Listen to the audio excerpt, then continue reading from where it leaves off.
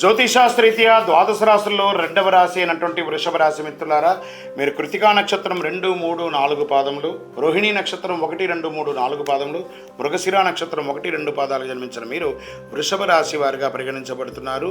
ఈ సెప్టెంబర్ 2025 నెల మీకు శుభాశుభ ఫలితాలు ఎలా ఉన్నాయనంటే, గ్రహ సంచారం ఎలా ఉందంటే, సూర్యుడు సింహరాశిలో ఉంటూ కన్యా రాశిలో సెప్టెంబర్ 17 తర్వాత ఉంటున్నారు.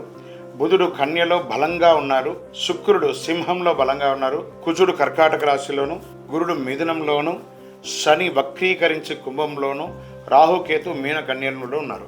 ఈ యొక్క గ్రహాల యొక్క ఫలితాలు తీసుకుంటే కుటుంబ ఆస్తి సంబంధించిన విషయాలు, విద్యా వాణిజ్య లాభం, దాంపత్యంలో చిన్న చిన్న వాదనలు శ్రేయస్సు, వ్యాపారంలో భాగస్వామ్యంలో సవాళ్ళు, ఆర్థిక లాభం, కెరియర్ ఆలస్యాలు, స్నేహితుల భాగస్వామ్యంలో ఇవన్నీ కూడా ఉన్నాయి.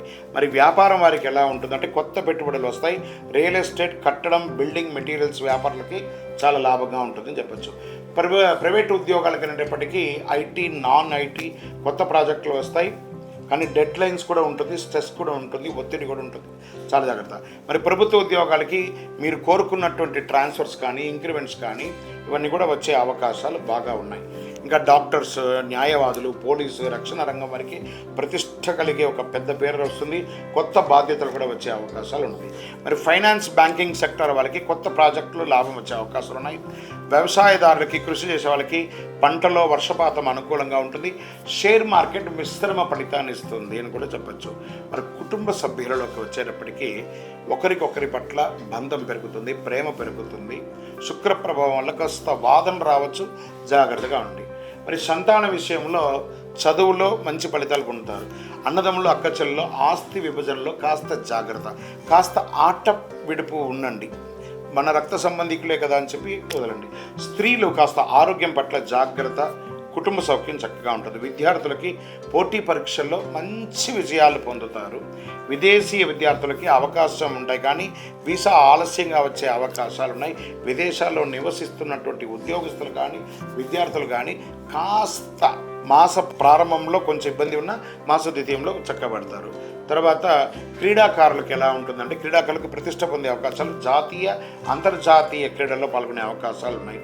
కళాకారులకి మంచి అవకాశాలు రాబోతున్నాయని చెప్పచ్చు. Media, cinema, printing, electronic media వరకు మంచి లాభం అని కూడా చెప్పచ్చు. ఇండస్ట్రీస్ వాళ్ళకి ఇది ఒక మంచి సమయం అని కూడా చెప్పచ్చు.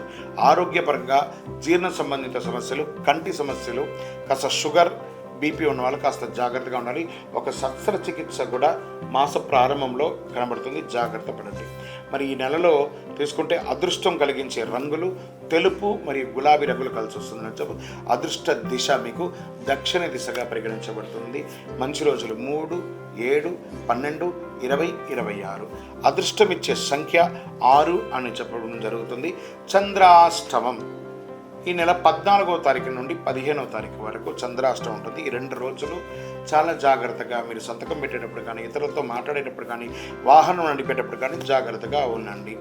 ఓం శుక్రాయ నమః అనే ఒక మంత్రాన్ని 108 సార్లు డైలీ చెప్పుకుంటూ ఉంటే పరిహారం, శుక్ర పూజ చేసుకోవడం, ఆవులకి పండ్లు, ఆకుకూరలన్నీ కూడా ఇవ్వడము, మీ యొక్క కులదైవ ప్రార్థన, ఇష్టదైవ దేవాలయంలో వెళ్ళి మీ యొక్క వయస్సు ఎంత ఉందో అన్ని సంఖ్యతో కూడినటువంటి దీపాలని నువ్వుల నూనెతో దీపం వెలిగించండి. ఇంకనూ మీ యొక్క గ్రహదోషాలని తొలగడానికి అతి శక్తివంతమైనటువంటి 48 రోజులు పూజ చేసి చండీ సుదర్శన ఉపాసనతో ఈ యొక్క మాలను తయారు చేసి ఉంచాం. ఈ మాలను ధరించండి.